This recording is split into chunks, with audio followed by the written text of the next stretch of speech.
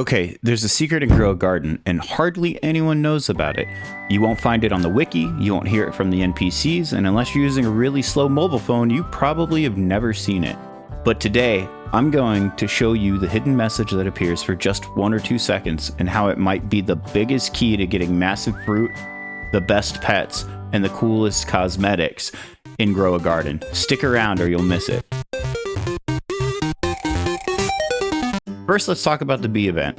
We all know we are tired of waiting 1 hour for the bee event to happen, spending all that time gathering honey only to have 2 items an hour to spend on it. Well, never fear, Jandel is here, or not. I'm not Jandel.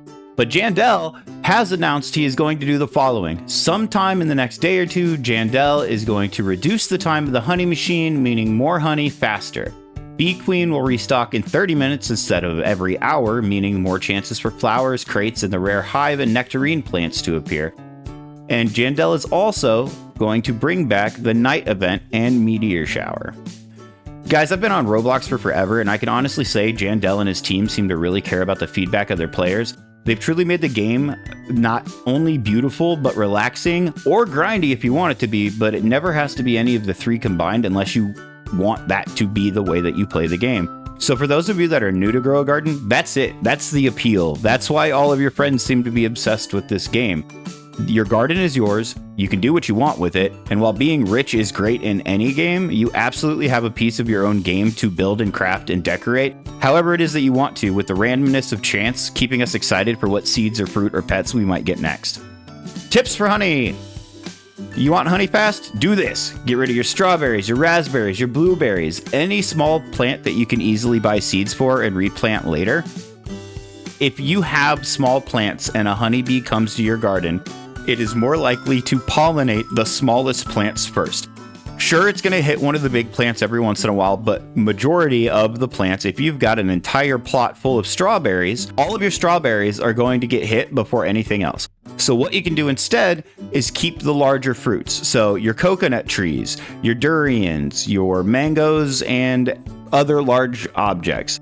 So look, for example, here is my coconut tree. If I go through a couple of bee events, add that coupled in with the fact that I've got the bear bee, the honeybees, etc. running around pollinating stuff at random, most of the time, my coconuts are what get hit. If we hop up here really quick and I'll show you. With this coconut, for example, if I pick a coconut, go to my inventory, and I look for coconuts, majority of the time what you're gonna, I can't spell, coconut.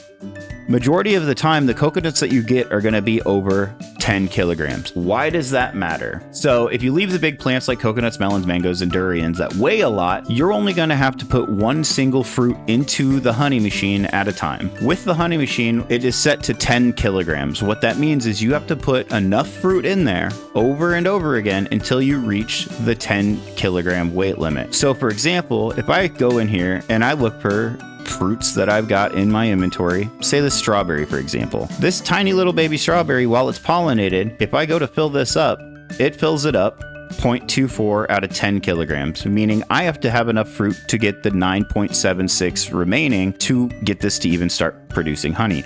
However, if I go to a coconut that is already over the 10, instead of filling it up with 20 roses, 20 strawberries, raspberries, blueberries, if I stick one single coconut in, it immediately fills the machine. It saves all the rest of my fruit without having to fill it completely.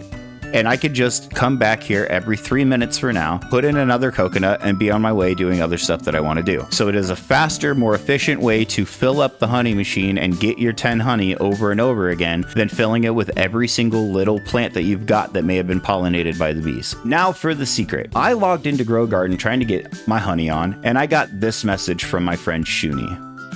Yo, they're doing frickin' player luck now in Grow a Garden, LMAO, about to stack up on flower seed packs and eggs. I said, yo, what? We discussed it, and it appears that Shuni was able to see a hidden billboard message that we weren't supposed to see. The player luck board. You know when you play a game on Roblox on a phone and the game has a load screen, the kind that takes forever to load because phones are slower than gaming computers, for example? Well, it gave her time to do something most people can't see, and that's to see things that we aren't supposed to. Right as the loading screen started, she tapped out of it and bam, a board flashed next to her garden. It said, player luck active, with several different levels of luck, then it vanished. Gone, no trace, No way to get it back unless you catch it fast after only 2 seconds. It turns out that this board is calculating your luck stack, and here's the wild part. Your luck increases the longer you stay in the server. So if you're server hopping, your luck is going to reset every time you join a new server. The server luck ranges from 5 minutes all the way up to 75 minutes. That's 1 hour and 15 minutes. And the longer you stay in one single server without leaving, the more your luck increases. So stop server hopping unless you're hunting or trading. And before you ask, yes, this was in a private server. This works and is effective in a private server. After 75 minutes, you'll hit 100% player luck. That's the max. And the higher your luck, the bigger, the rarer your crops, crates, eggs, and fruit will become.